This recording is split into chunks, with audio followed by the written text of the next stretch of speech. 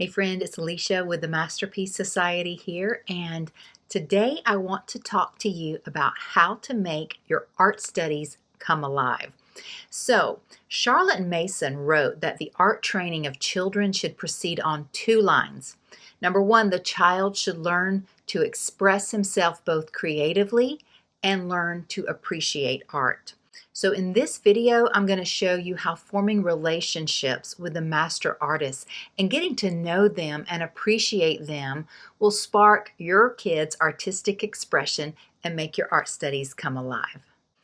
But you might be thinking, with everything else I have to teach, do I have to include art in our homeschool? Yep, I've been there. It's easy to include other electives and check them off your list. Classical music? No, just play it in the background while the kids do their schoolwork or chores. Check. Shakespeare? Pull up a play on YouTube or Amazon Prime and let them watch it while they fold clothes. Check. Latin or foreign languages? Computer program, MP3, iPhone app, or let them watch one of their favorite movies in a foreign language. Check. But art? Oh, it's just too much trouble, too much mess. So we'll skip it this week. We'll do it next week. And then it never happens. I know because it happened with me when I was homeschooling my kids. You never quite seem to do art when you keep putting it off. Hopefully, you've watched some of my previous videos and know that there are a lot of benefits to including art in your homeschool. And I'm hoping that those benefits far outweigh the hassle and the mess of it.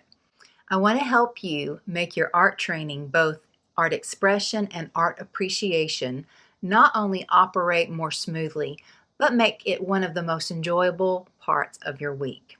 So, one of Charlotte Mason's principles is that education is the science of relations. And basically what this means is that our kids and teens are fully capable of forming relationships or connections with what they've been learning or what they've experienced. So as parents, we should just offer them this generous feast of history, science, nature, handicrafts, music, and art, and of course, lots of living books so that all these connections can be formed. I want to tell you a little story. When my youngest son, Liam, was beginning to write, it was very interesting.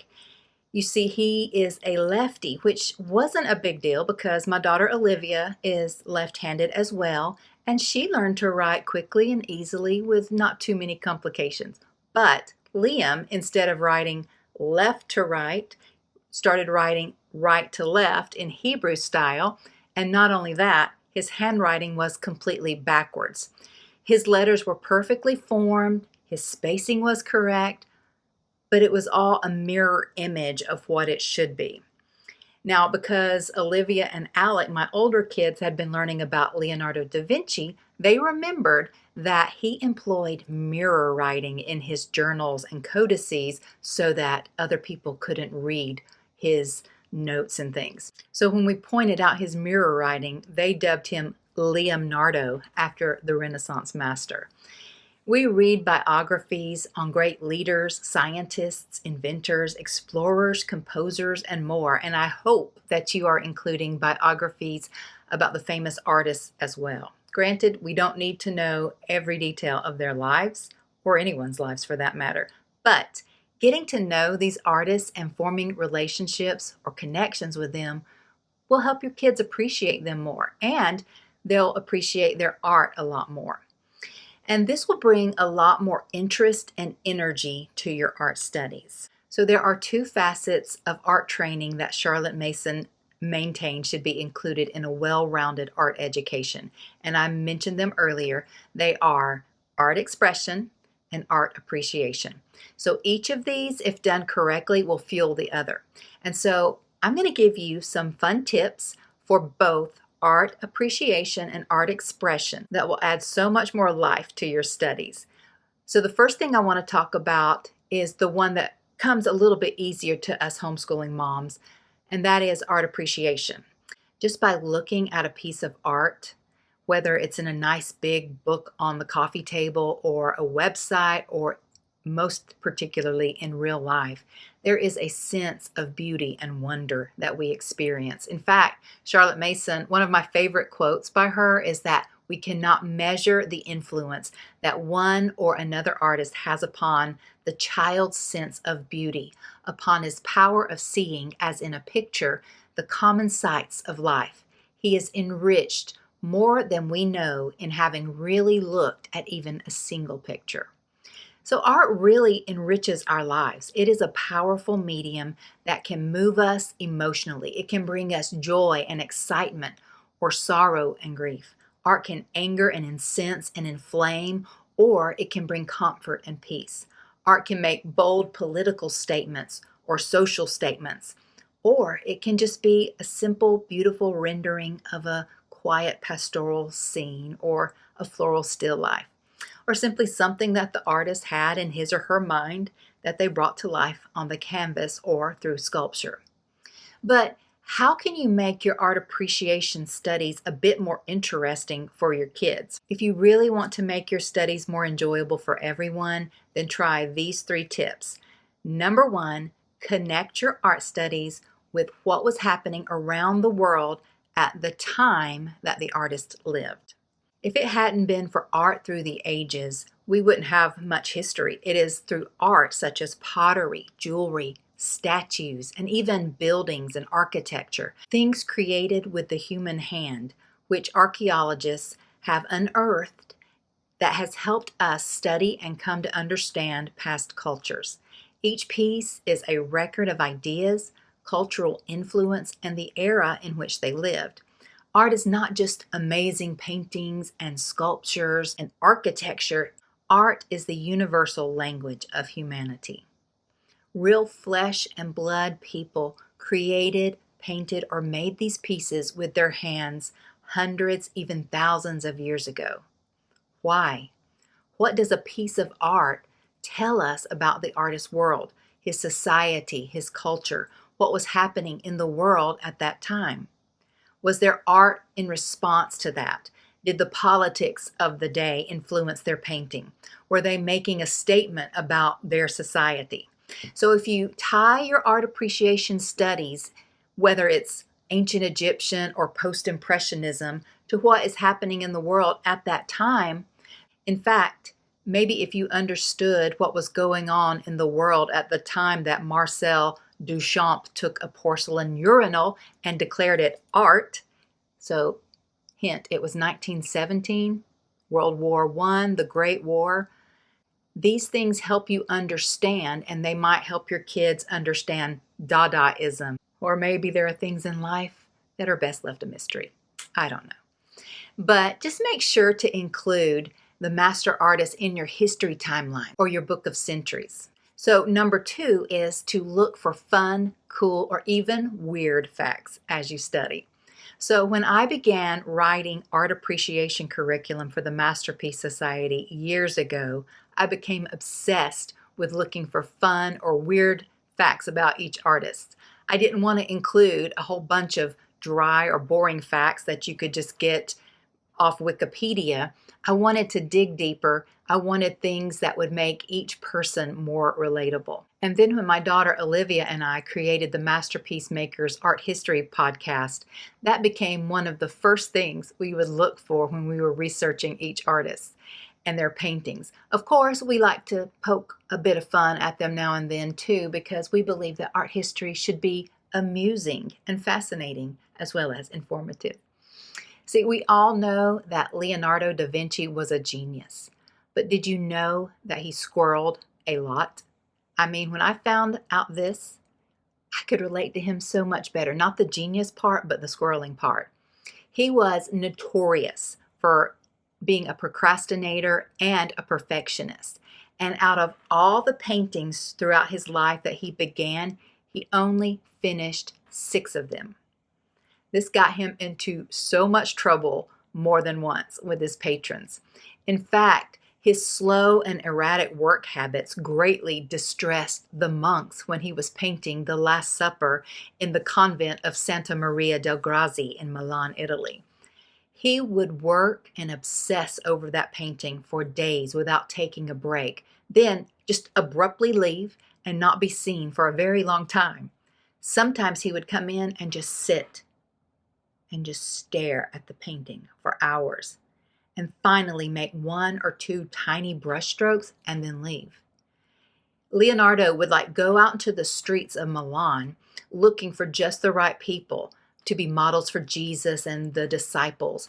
And he specifically wanted someone with an evil looking face that he could use as the model for Judas Iscariot.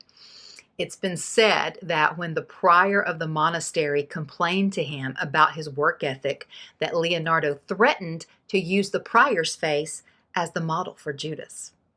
So I think little tidbits and fun facts like that make it more interesting to at least me and probably your kids, because I'm a little bit on the childish side. Or what about this? Your boys will love this. Did you know that Michelangelo never took baths and that his clothes were so nasty and hardened that when he died, they had to be cut off his corpse? Yeah, kind of gross. Or did you know that Vermeer may have cheated in his incredibly realistic paintings by using a camera obscura to help him get everything just right? Did you know that some people say that it was actually Paul Gauguin who cut off Vincent van Gogh's ear in a heated argument and drunken display of swordplay, but he took the blame for it? Or that many historians dispute the commonly believed theory that Van Gogh shot himself. There are many reports and historical records that make that theory questionable, like the angle of the shot, the disappearance of the gun and other evidence, and the long hike that it would have taken the wounded Van Gogh to return to his lodgings. Instead, they propose an intriguing alternate theory, rumors of which were first heard by the art historian John Rouault in the 1930s during a visit to the small French town where Van Gogh died. There are tales of a rowdy teenager named René Secretan who liked to dress up in a cowboy costume he had bought after seeing Buffalo Bill's Wild West show. He is also believed to be the source of the gun. So Secretan and his friends used to bully the eccentric Van Gogh. And some historians suggest that there was some sort of encounter between the painter and the boys on the day of the shooting. So, did Van Gogh really kill himself, or did he just take the blame?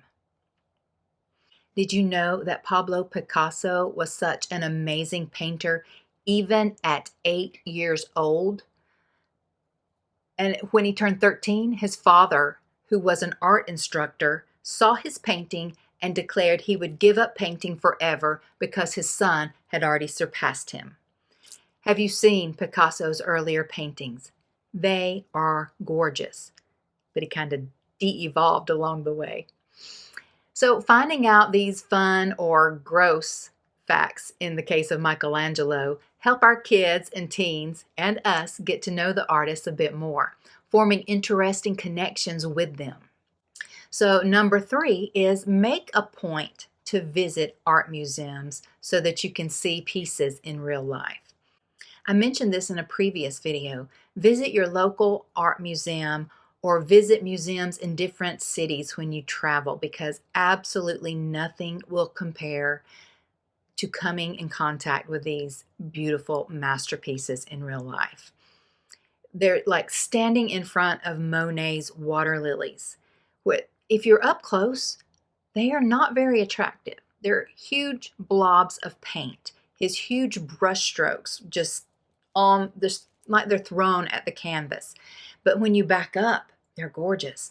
And then his mentor, Camilla Pizarro, his amazing painting style, he has all these tiny little blobs, and they're like, it's almost a precursor to pointillism, but far more intricate. And then we were in a museum in Kansas City a few years back, and my husband and I were looking at a Van Gogh painting, and the docent came over and he said, "Did you know that there's a grasshopper in the painting?"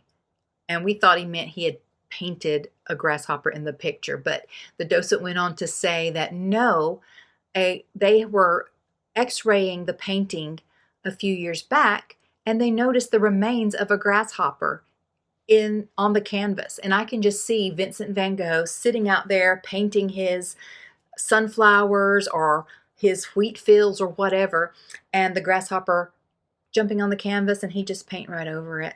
Poor little grasshopper. But these are things that you might not necessarily ever know unless you're there in person and the docent tells you, or you see these beautiful paintings up close and in person. So these 3 tips: connect your art studies with what was happening around the world during the artist's lifetime.